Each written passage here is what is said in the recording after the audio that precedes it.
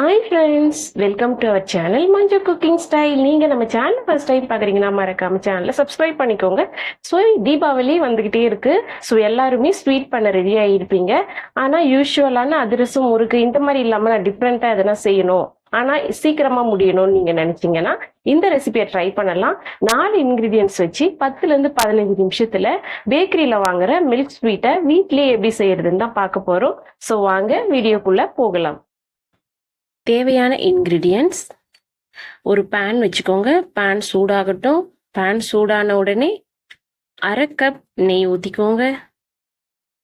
கூடவே 1/2 கப் பால். நெய்யும் பாலும் ரெண்டுமே மிக்ஸ் ஆகணும். ரெண்டையும் மிக்ஸ் பண்ணுறதுக்கு ஒரு கரண்டியை வச்சு இந்த மாதிரி கிளறி விடுங்க. இப்போ நல்லா மிக்ஸ் ஆகிருக்கு பார்த்தீங்களா? இந்த ஸ்டேஜில் 2 கப் அளவுக்கு பால் பவுடர் ஆட் பண்ணிக்கோங்க. ஸோ 2 கப் பால் பவுடர் ஆட் பண்ணிக்கோங்க. நான் உங்களுக்கு எல்லாமே கப்பில் சொல்கிறது எதுக்காகனா, வெயிட் ஸ்கேல் எல்லாருக்கிட்டேயும் இருக்காது. பட் கப்புன்றது நம்ம எதை வேணால் பயன்படுத்தி அளவு எடுத்துக்கலாம். ஸோ அதுக்காக தான் நான் கப்பில் அளவு சொல்கிறேன். இப்போது நம்ம பால் பவுடர் சேர்த்த உடனே இந்த மாதிரி கட்டி ஆகிடும். ஸோ ரொம்ப கட்டிகள் வரக்கூடாதுன்றதுக்காக நீங்கள் கரண்டியை வச்சு நல்லாவே கிளறி விட்டுக்கலாம். முக்கியமான விஷயம், இந்த ஸ்வீட் பண்ணும்போது அடுப்பை சிம்மில் வச்சுக்கோங்க.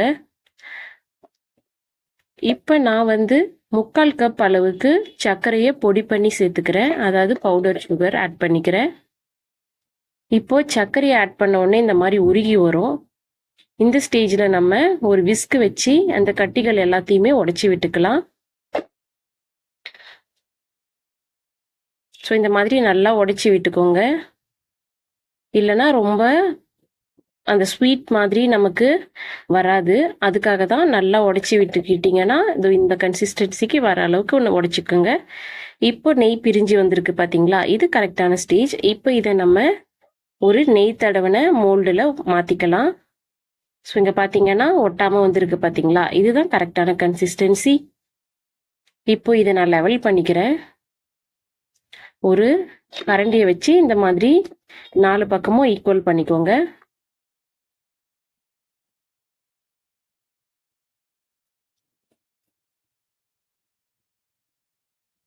இப்போ இது மேலே கார்னிஷ்காக நான் நட்ஸ் ஆட் பண்ணிக்கிறேன். பாதாம், முந்திரி, பிஸ்தா எது வேணால் ஆட் பண்ணிக்கலாம். நம்மளோட விருப்பம்தான். இது இல்லாமலும் செய்யலாம். இது ஆப்ஷனல் தான். நான் ஒரு அழகுக்காக பயன்படுத்திக்கிறேன். உங்ககிட்ட இல்லைன்னா நீங்கள் பயன்படுத்தணுன்ற அவசியம் இல்லை.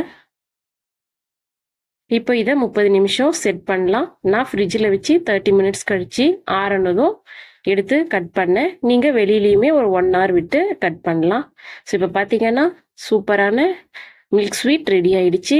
இதோட டேஸ்ட் பார்த்தீங்கன்னா பால்கோவா சொல்லுவோம் இல்லையா, அதே மாதிரி தான் இருந்தது எக்ஸாக்டாக. ஸோ இந்த மில்க் ஸ்வீட்டை நீங்களே வீட்டில் செய்யலாம். கடைகளில் 400, 500ன்னு கொடுத்து வாங்கணும்னு அவசியம் கிடையாது. நான் சொன்ன அளவில் எனக்கு 1 கிலோ வரைக்குமே கிடைச்சிது வெயிட் பார்த்தீங்கன்னா. ஸோ இப்போ பாருங்கள், ஒன்று எடுத்து நான் உடைச்சி காட்டுறேன். எவ்வளோ சாஃப்டாக இருக்குது பாருங்கள். பார்த்தீங்களா எவ்வளோ சாஃப்டாக இருக்குன்னு? டேஸ்ட்டும் ரொம்ப ரொம்ப நல்லா இருந்தது. இதை நீங்கள் வீட்டில் செஞ்சு கொடுத்தீங்கன்னா உங்கள் வீட்டில் இருக்கிறவங்களும் என்ஜாய் பண்ணுவாங்க. இந்த வீடியோ உங்களுக்கு பிடிச்சிருந்ததுன்னா சேனலை மறக்காமல் சப்ஸ்கிரைப் பண்ணிடுங்க. ஓகே ஃப்ரெண்ட்ஸ், தேங்க்ஸ் ஃபார் வாட்சிங். பாய்.